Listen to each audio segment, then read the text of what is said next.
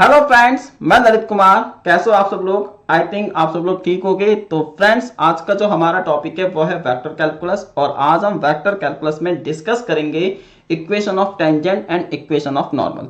तो फ्रेंड, ये vector calculus का एक बहुत ही इंपॉर्टेंट टॉपिक है। जैसे कि आप सबको पता है कि हम यहाँ पर वेक्टर कैलकुलस के कुछ इंपॉर्टेंट टॉपिक्स को कवर कर रहे हैं, और उसके बाद हम यहाँ पर अपने प्रैक्टिस क्वेश्चंस और पीवाईक्यूज क्वेश्चंस भी करेंगे जो कि आपके गेट एग्जामिनेशन में पूछे गए हैं।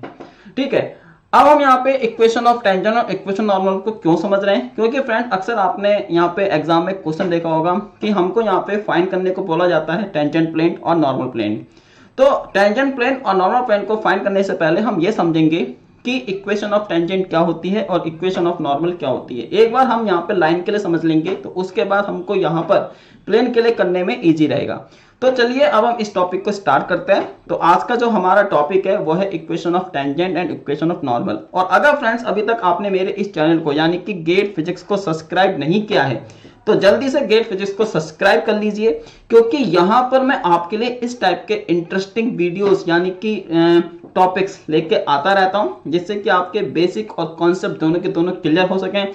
आपको पता है कि अगर आपके बेसिक और कॉन्सेप्ट क्लियर हो गए तो क्वेश्चन खुद ब खुद हो जाता है। ठीक है, तो चलिए अब हम यहाँ पे इसको शुरू करते हैं। तो सबसे पहले हम यहाँ पे हेडिंग डालेंगे इक्वेशन ऑफ टेंजेंट, और आप देख सकते हैं मैंने यहाँ पे एक फिगर बना के रखी हुई है। तो फ्रेंड, आप देख सकते हैं यहाँ पे मेरे पास दो एक्सिस हैं, एक्स और वाई, और यहाँ पे मैंने एक कर्व लिया हुआ है आर एस, और यहाँ पे इस कर्व पे एक पॉइंट है पी, और इससे एक लाइन पास होके जा रही है ए बी। इसी लाइन को मैं क्या बोलता हूँ? आपकी टेंजेंट लाइन बोलता हूँ। और अगर मैंने इस टेंजेंट लाइन का इक्वेशन निकाल लिया तो वही मेरे पास क्या कहलाएगी? इक्वेशन ऑफ टेंजेंट कहलाएगी। ठीक है, तो आप सबसे पहले तो ये समझिए कि टेंजेंट होता है क्या है। तो फ्रेंड, टेंजेंट वो लाइन होती है जो किसी कर्व को टच करते हुए निकलती है, उसी को हम टेंजेंट बोलते हैं। जैसे कि मान लीजिए ये मेरे पास क्या है? एक आपका कर्व है।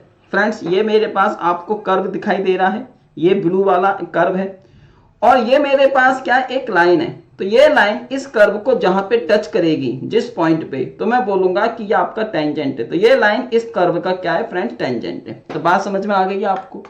अब ये जो टेंजेंट है बेसिकली ये एक स्लोप है, ये आपको एक लाइन दिखाई दे रही है। अब आपको पता है लाइन की इक्वेशंस क्या होती है। तो फ्रेंड, हमारे पास लाइन की इक्वेशन होती है y minus Y one is equal to M. ये हमारे पास होती है x माइनस का x1।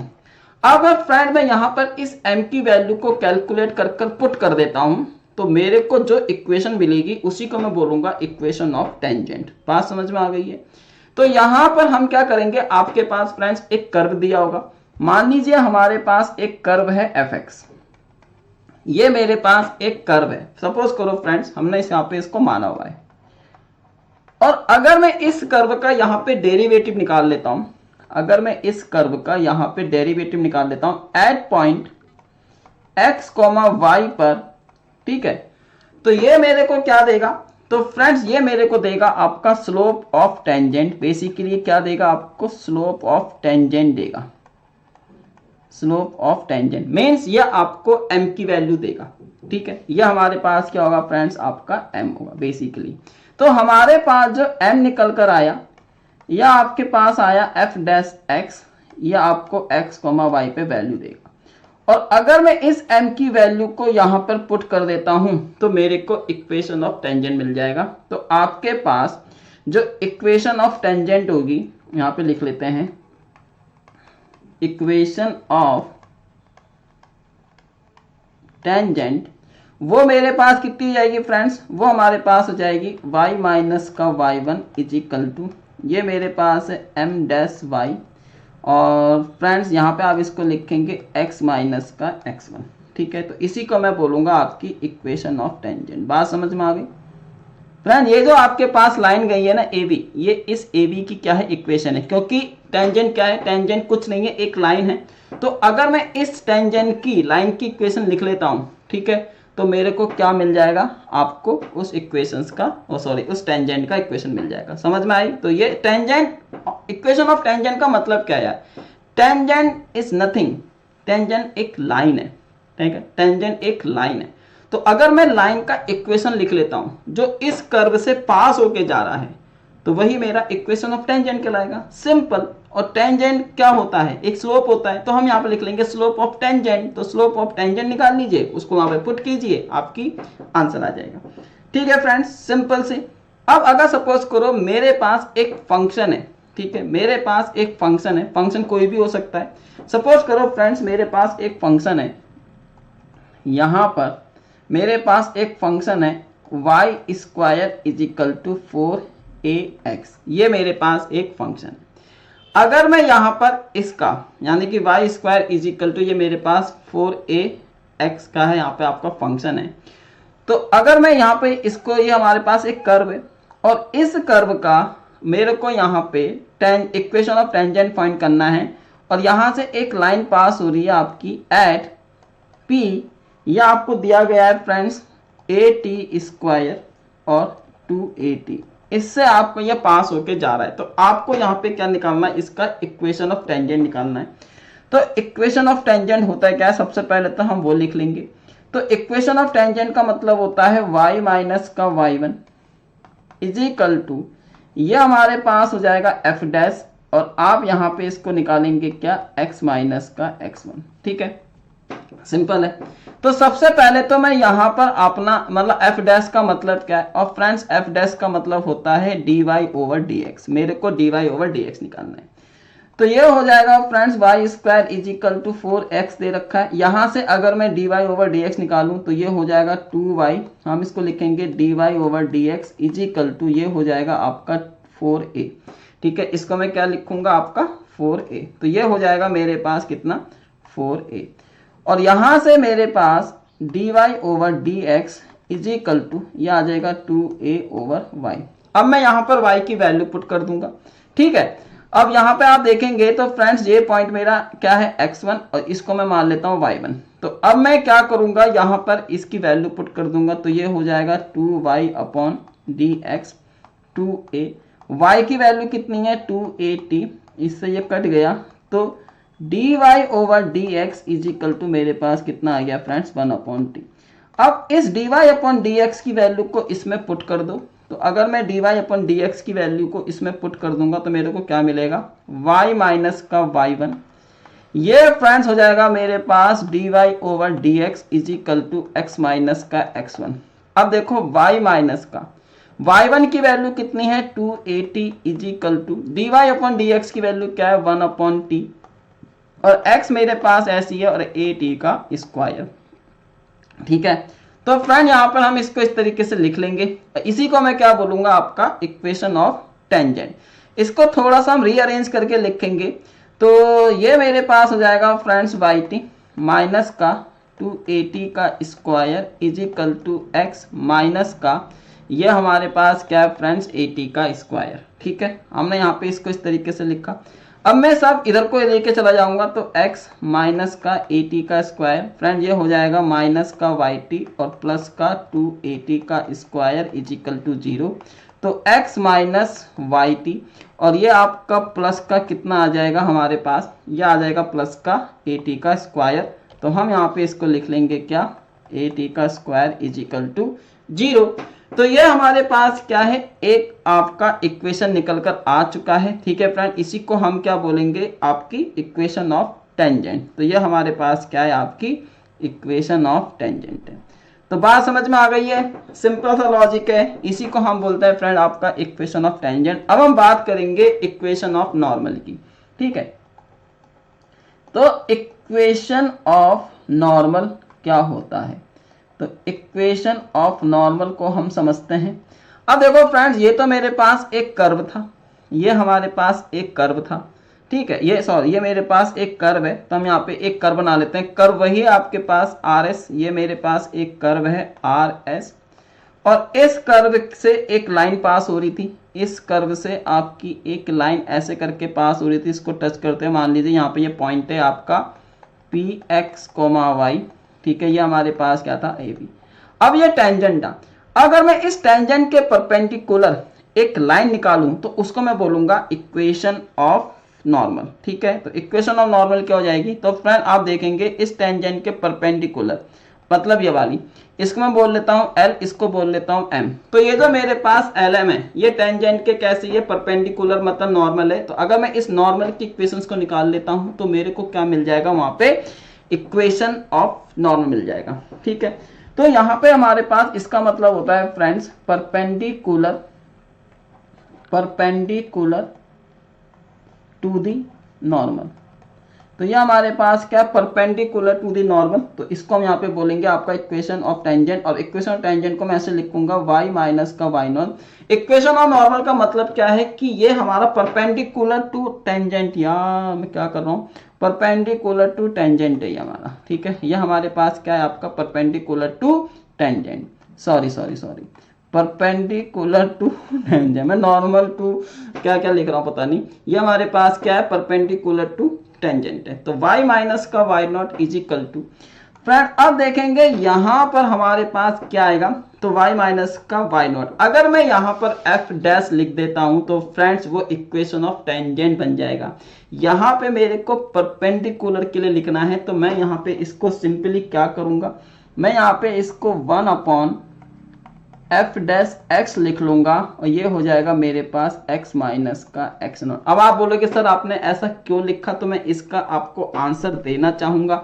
आपको पता है कि अगर दो कर्व आपके ऑर्थो नॉर्मल होते हैं, यानी कि दो कर्व अगर आपके एक दूसरे के परपेंडिकुलर है, तो उनकी जो इक्वेशन होती है फ्रेंड्स वो क्या होती है, वो हमारे पास होती है m1 m2 is equal to minus का 1। ठीक है, तो मैं यहां पर इसको पहले तो ऐसे लिख लेता हूं, ये मैंने इसको यहाँ पे m2 लिख लिया है, ये हमारे पास है x माइनस का x नॉट। ठीक है, अब m1 क्या है फ्रेंड्स, ये हमारे पास होगा m1। इस चीज को फ्रेंड मैं यहाँ पर m1 भी लिख सकता हूं। ठीक है, तो अगर दो कर्व एक दूसरे के परपेंडिकुलर है, जैसे कि आप देख सकते हैं यहाँ पे AB और LM एक दूसरे के परपेंडिकुलर हैं, तो परपेंडिकुलर वाली कंडीशन होती है m1 m2 is equal to minus का 1।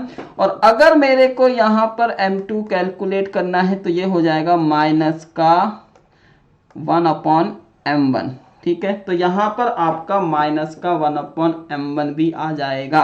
तो m2 की जो वैल्यू होती है माइनस का 1 अपॉन m1 होती है, तो इसके आगे आप एक माइनस का साइन भी लगाएंगे। तो बात समझ में आ गई है।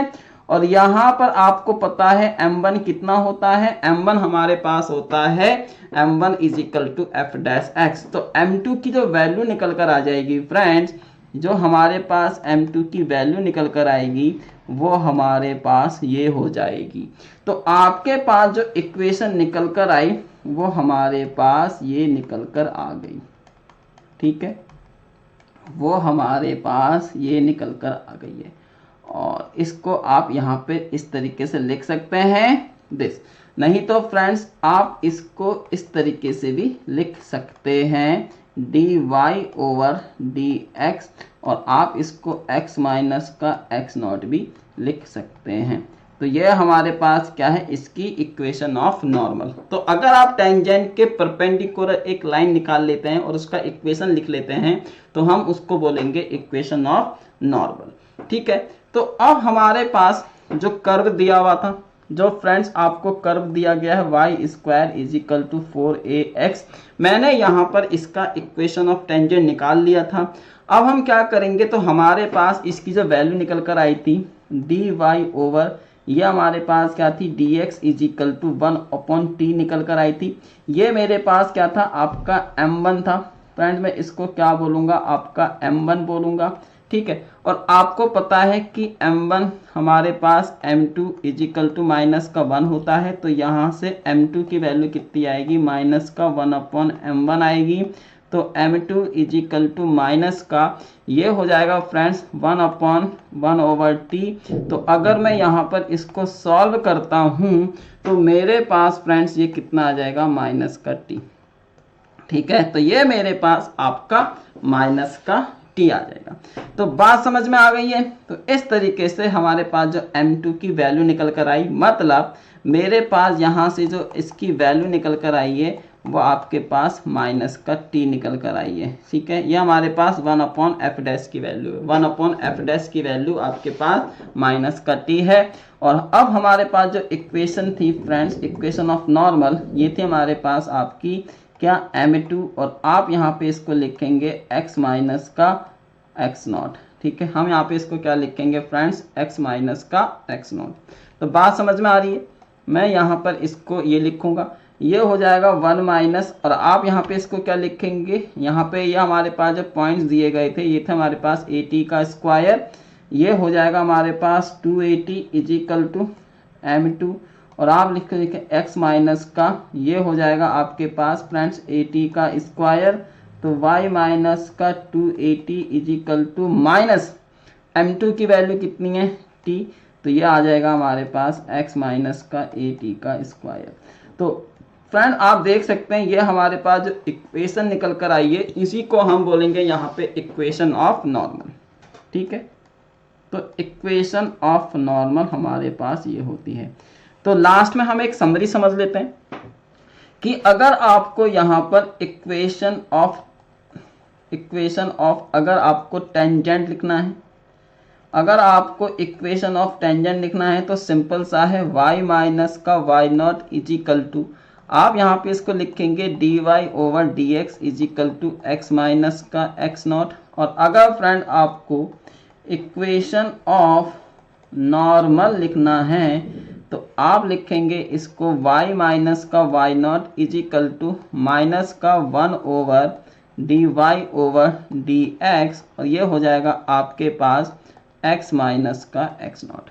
ठीक है, तो ऊपर वाला हमको इक्वेशन ऑफ टेंजेंट देगा और नीचे वाला फ्रेंड्स हमको यहाँ पे इक्वेशन ऑफ नॉर्मल देगा। तो ये था फ्रेंड्स आज का हमारा टॉपिक। आई थिंक आपको समझ में आ गया होगा कि इक्वेशन ऑफ टेंजेंट कैसे निकालते हैं और इक्वेशन ऑफ नॉर्मल कैसे निकालते हैं। ठीक है, तो इसके ऊपर हम जो क्वेश्चंस हैं वो आगे आने वाली क्लासेस में करेंगे। हम देखेंगे कि कैसे हम यहाँ पर किसी कर्व के लिए, ऑर्थोगोनल कर्व के लिए हम इक्वेशंस फाइंड करते हैं, और कैसे हम इक्वेशन ऑफ टेंजेंट निकालते हैं, और कैसे हम इक्वेशन ऑफ नॉर्मल फाइंड करते हैं। तो फ्रेंड आज के लिए इतना ही। तो अगर आपको आज का लेक्चर अच्छा लगा हो तो प्लीज़ इसको लाइक करना, और अगर चैनल को सब्सक्राइब नहीं किया है तो जल्दी से चैनल को सब्सक्राइब भी कर लीजिए, क्योंकि हम यहाँ पर गेट ओरिएंटेड लेसन्स लेके आते रहते हैं जिससे कि आपकी हेल्प हो सके इस एग्ज़ाम्स को क्लियर करने में, और मैं पूरी मदद करूंगा आपकी इस एग्ज़ाम्स को क्लियर करने में, आपके बेसिक और कॉन्सेप्ट्स को क्लियर करने में। तो ठीक है फ्रेंड्स, मिलते हैं आपसे अपनी नेक्स्ट क्लास में। तब तक के लिए thank you, keep learning and bye bye. ठीक है फ्रेंड्स, बाय बाय।